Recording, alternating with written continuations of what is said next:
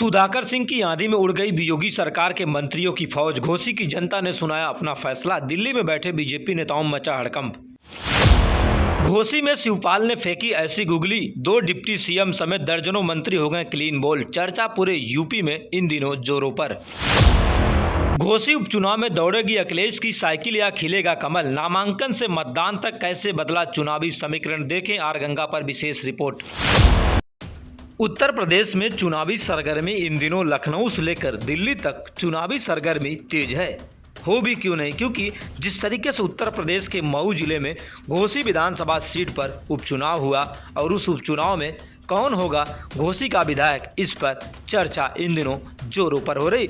लेकिन जिस तरीके से आपको बता दें कि घोसी उपचुनाव में नामांकन से लेकर मतदान तक साइकिल या दौड़ेगी अखिलेश की साइकिल या खिलेगा कमल, फिलहाल इस पर तस्वीरें कुछ दिनों में साफ हो जाएंगी। लेकिन जिस तरीके से समाजवादी पार्टी ने कम बैक कर अपने चुनावी एक्शन को मोड़ दिया, तो कहीं न कहीं शिवपाल यादव की गुगली के आगे कई उत्तर प्रदेश के 2 डिप्टी सीएम और तमाम दर्जनों मंत्रियों कहीं फेल ना हो जाएं। क्योंकि जिस तरीके से समाजवादी पार्टी के जो प्रत्याशी हैं सुधाकर सिंह की पकड़ इन दिनों जनता के बीच मजबूत है। जिस तरीके से मतदान के बाद जनता ने साफ कह दिया कि आपको बता दें कि जिस तरीके से जो हमारा विधायक वही होगा जो हमारे हित के फैसले को और हमारे हित में शामिल होगा, हमारे दुख सुख में शामिल होगा और हमारे साथ हमेशा खड़ा होगा, हमारा वही विधायक होगा।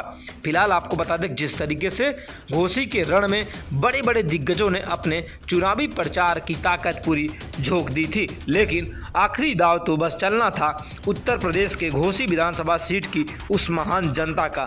जनता ने भी अपने फैसले को ईवीएम में कैद कर दिया है। सवाल ये उठता है कि जिस तरीके से दारा सिंह चौहान कभी समाजवादी पार्टी के नेता थे, लेकिन जब उन्होंने अपना त्याग पत्र देकर एक बार फिर बीजेपी में शामिल हो गए और इसी सीट पर पुनः उपचुनाव हुआ, तो दारा सिंह की चुनौती बढ़ गई।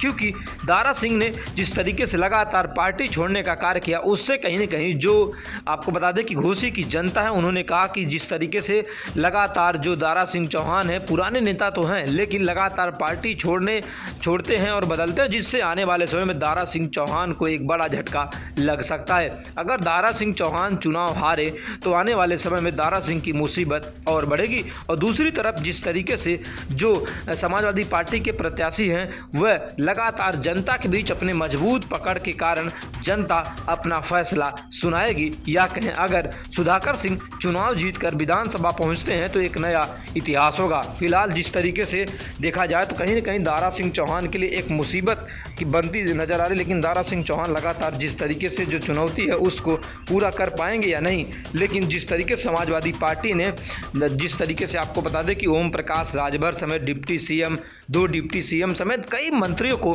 खुलेआम चुनौती दी, और वही कारण रहा कि दारा सिंह चौहान से कड़ा टक्कर के मुकाबले में कहीं न कहीं जो समाजवादी पार्टी के प्रत्याशी हैं सुधाकर सिंह ने कड़े मुकाबले का कहीं न कहीं परिचय दिया। लेकिन जिस तरीके से जो मतदान करने के बाद मतदाता हैं उन्होंने बाहर जिस तरीके से जवाब दे रहे हैं कि हमने तो अपने जो स्थानीय नेता उसको मतदान किए, तमाम चीज़ों को लेकर कहीं न कहीं खुलकर बातें आ रही, तो कहीं न कहीं आने वाले समय में दारा सिंह चौहान को एक बड़ा झटका लगने का अंदेशा जताया जा रहा है। और घोसी विधानसभा उपचुनाव की चर्चा उत्तर प्रदेश के लखनऊ से लेकर दिल्ली तक इन दिनों सुर्खियों में है। हो भी क्यों नहीं, क्योंकि उत्तर प्रदेश में 80 लोकसभा की सीटें हैं और जिस तरीके से विधानसभा उपचुनाव को सेमीफाइनल का मुकाबला देखा जा रहा है। घोसी विधानसभा में कौन होगा विधायक।